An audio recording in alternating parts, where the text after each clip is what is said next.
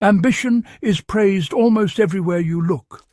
It's seen as the driving force behind success, discipline, and achievement.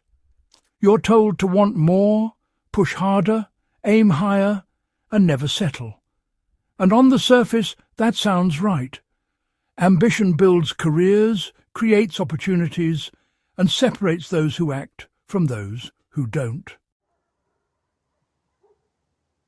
But there's a side of ambition that rarely gets talked about. A side that doesn't look like success, but feels like pressure. A side that quietly drains you while convincing you it's necessary. Because ambition, when left unchecked, can turn against you. At first, it feels like motivation. You set goals, you stay focused, you push yourself beyond comfort.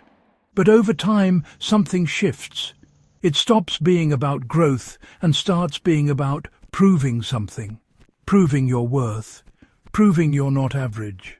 Proving you're not falling behind. And that's where the shadow begins. Ambition becomes dangerous when your sense of value becomes tied to achievement. When your self-respect depends on what you produce, how much you earn, or how others perceive you. Because now, rest feels like failure. Slowing down feels like weakness. And no matter how much you accomplish, it never feels like enough. You hit one goal, and instead of satisfaction, you feel pressure to reach the next. There's no pause, no real sense of arrival, just a constant chase. That's not growth anymore. That's dependency. A lot of people don't realize that their ambition is being fueled by something deeper. Not passion, but fear. Fear of being insignificant. Fear of being overlooked. Fear of not being respected or valued. So they keep moving, not because they love the process, but because stopping would force them to confront what they've been avoiding. This is why some of the most driven people are also the most restless. They can't sit still. They can't be present. Their mind is always on the next move, the next win, the next step. Because if they stop, even for a moment, they're left alone with themselves. And that's uncomfortable. The shadow side of ambition is not just burnout. It's a disconnection.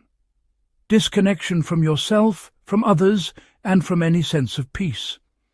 You might achieve everything you once wanted and still feel empty because the drive was never about fulfillment. It was about escaping a feeling you didn't want to face. And ambition is very good at disguising that. It tells you that more will fix it. That once you reach a certain level, things will settle. That once you prove yourself, you'll finally feel secure. But the truth is, if the foundation is insecurity, no amount of success will feel stable. You'll always move the goalpost. This is where many people start sacrificing things they didn't intend to lose. Relationships become secondary. Health becomes negotiable. Time becomes something to trade instead of something to value. And slowly, life becomes transactional. You're no longer asking, what actually matters to me? You're asking, what gets me further ahead? That question alone can lead you far, but it can also lead you away from yourself. So how do you keep ambition without letting it control you? The first step is honesty. You have to ask yourself why you want what you want. Not the surface answer, but the deeper one. Is it coming from genuine interest and purpose, or from a need to prove something? There's nothing wrong with wanting success, but there's a difference between building something meaningful and chasing something to fill a gap. Second, you need to redefine what progress looks like. If progress only means external results, you'll always feel behind.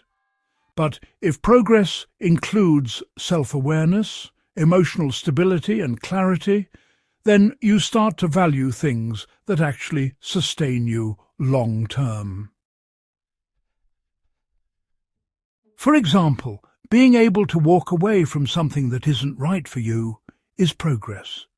Setting boundaries is progress. Choosing peace over constant pressure is progress. These things don't always look impressive, but they change your life in ways achievement alone cannot. Third, learn how to pause without guilt. This is honestly one of the hardest things for ambitious people. Doing nothing just feels wrong, doesn't it? It feels like wasted time. But, without pauses, you lose perspective. You stop asking whether you're even heading in the right direction. Taking time to reflect is not laziness, it's alignment. It allows you to make sure your ambition is still serving you, not controlling you. And, finally, separate who you are from what you do. You are not your achievements, you are not your productivity, you are not your results.